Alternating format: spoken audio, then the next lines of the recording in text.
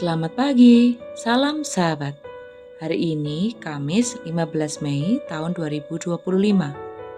Firman Tuhan yang akan kita renungkan bersama berasal dari Bilangan 17.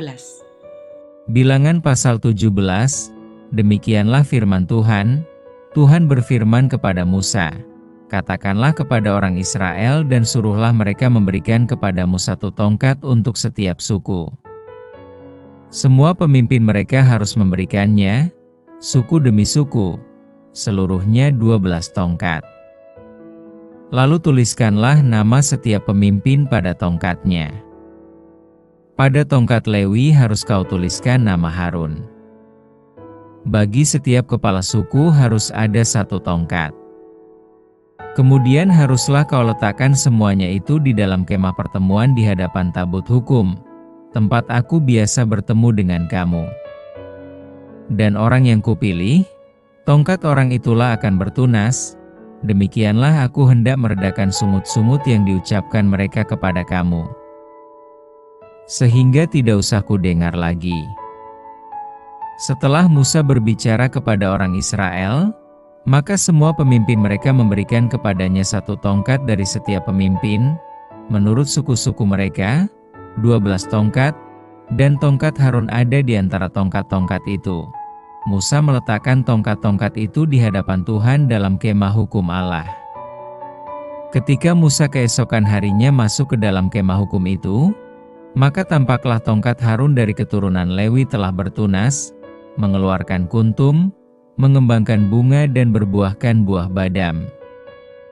Kemudian Musa membawa semua tongkat itu keluar dari hadapan Tuhan kepada seluruh orang Israel.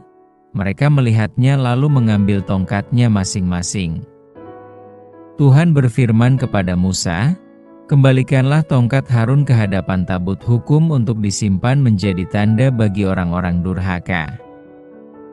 Sehingga engkau mengakhiri sungut-sungut mereka dan tidak kudengar lagi, supaya mereka jangan mati. Dan Musa berbuat demikian, seperti yang diperintahkan Tuhan kepadanya, demikianlah diperbuatnya. Tetapi orang Israel berkata kepada Musa, sesungguhnya kami akan mati, kami akan binasa, kami semuanya akan binasa. Siapapun juga yang mendekat ke kemah suci Tuhan, niscayalah ia akan mati. Haruskah kami habis binasa? Kita akan merenungkan tema menghormati pemimpin pilihan Tuhan. Bilangan 17 memuat kelanjutan dari peristiwa pemberontakan Korah, Datan, dan Abiram. Meski hukuman sudah dijatuhkan kepada para pemberontak, umat Israel masih meragukan otoritas Musa dan Harun. Maka Tuhan pun menegaskan kepemimpinan Harun sebagai imam besar. Tuhan memerintahkan Musa mengambil satu tongkat dari setiap kepala suku Israel, termasuk tongkat dari suku Lewi yang diwakili oleh Harun. Setiap tongkat diberi nama kepala suku dan ditempatkan di dalam kemah pertemuan di depan tabut hukum. Ayat yang keempat. Tuhan berjanji bahwa tongkat dari orang yang dipilihnya akan bertunas sebagai tanda otoritas ilahi di ayat yang kelima. Keesokan harinya Musa mendapati bahwa tongkat Harun bertunas, mengeluarkan kuntum, mengembangkan bunga, dan menghasilkan buah badam di ayat ke-8. Ketika Musa menunjukkan tanda ini kepada umat Israel, mereka takut dan sadar bahwa Tuhan meneguhkan keimamatan Harun. Mereka berkata, kami akan mati, kami akan binasa, kami semua akan binasa. Di ayat 12 dan 13.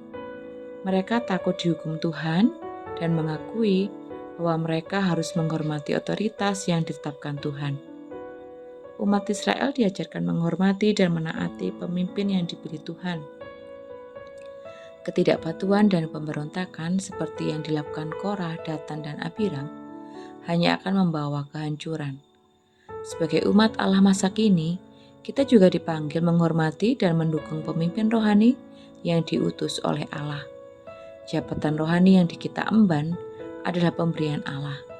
Jika kita benar-benar melakukan kehendak Allah dan mengutamakan kebenarannya, tak satu pun yang dapat menghancurkan kita. Sekalipun banyak orang datang meragukan, mengguncang atau berontak terhadap kepemimpinan kita, Allah yang menjaga dan mempertahankan jabatan tersebut. Allah akan membuktikan dan menunjukkan kepada orang lain bahwa kita adalah pemimpin kepunyaannya. Ia akan terus-menerus meneguhkan otoritas kita dan mengembalikan sikap hormat orang lain kepada kita. Karena itu, berdirilah teguh. Mari bersama kita berdoa. Terima kasih ya Tuhan untuk firman-Mu di pagi ini yang boleh mengingatkan kami. Mampukan kami untuk boleh menghormati pemimpin yang telah Engkau pilih di dalam gereja kami. Mampukan kami Tuhan untuk boleh mendukung beliau dengan baik. Mampukan juga kami ya Bapa untuk boleh mendukung setiap kehendak-Mu melalui mereka. Kami berdoa semoga melalui pemimpin rohani di gereja kami boleh semakin dekat dan mengenal Engkau dengan baik dan benar. Kiranya Tuhan yang terus meneguhkan dan menguatkan pemimpin rohani kami. Di dalam nama Tuhan Yesus kami berdoa dan mengucap syukur. Haleluya. Amin. Demikian renung kita hari ini. Tuhan Yesus memberkati.